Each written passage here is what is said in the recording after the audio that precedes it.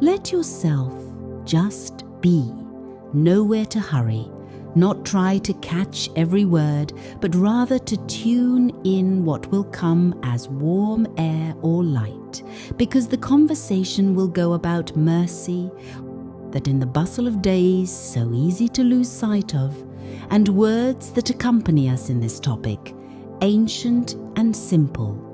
Blessed are the merciful, and there is some unexpected logic, because we usually think that we are blessed, who are successful, who are, and here it says that happiness opens to someone who becomes merciful, who comes out of the circle of their worries and draws attention to foreign pain and mercy, which is talking about does not necessarily have to be grand, not necessarily save the world or sacrifice state.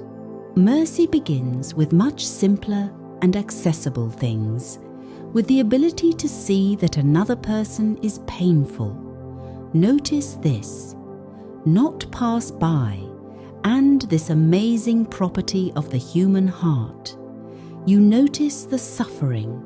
You notice it becomes wider, and mercy shows itself in the most ordinary everyday forms. Help, which can be very small, but in time rendered, in compassion, when you don't say, take yourself in hands, and just silence next, because your presence already says, in support. You find words that are different now, the most necessary, or even when you do not find words, but you hold your hand, and now, while you breathe and listen, think about how often you are passing by the day. You pass by people who need it, not money, and not help in the household, but simply in the look that says, I see you, in a smile, in that someone does not turn away, and practice mercy. If to talk about it as about what you can let in your life begins with small, to notice who is near, with not rush to condemn, because for every irritation often costs someone pain, with a view from the screen and to see the living person and help. It may be a ruble you drop in the palm of the asking, or maybe the time you spend on talking to an elderly neighbor. Maybe you can help someone to bring the bag, or maybe just write a message to someone who is in a difficult position. And that's all charity.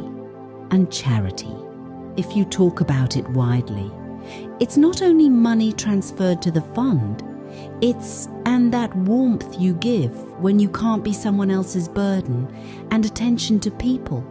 You listen, not interrupting, you not estimate, you just near. And this attention today becomes the rare gift that you can give to another. But there are difficulties on this path, and about them need to be honest, because otherwise the practice of mercy would become beautiful, but the unflattering idea. And the main difficulty is that man sometimes gets tired of helping.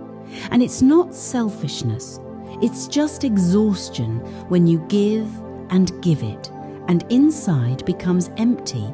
And there comes another state, indifference, when you don't feel someone else's pain, because your own pain or your fatigue closed you, and it's natural protection of psyche.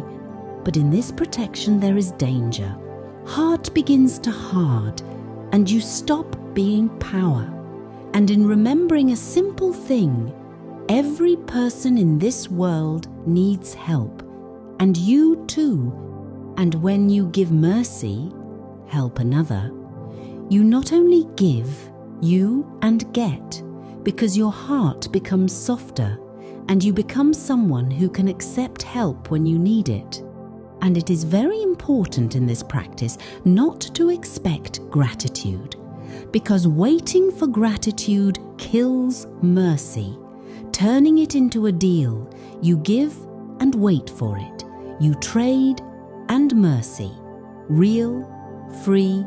It gives you just because you see need, and it does not require anything in return.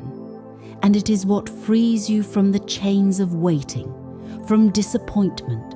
And if you noticed fatigue from help or indifference, not to be for it, because fatigue is not sin.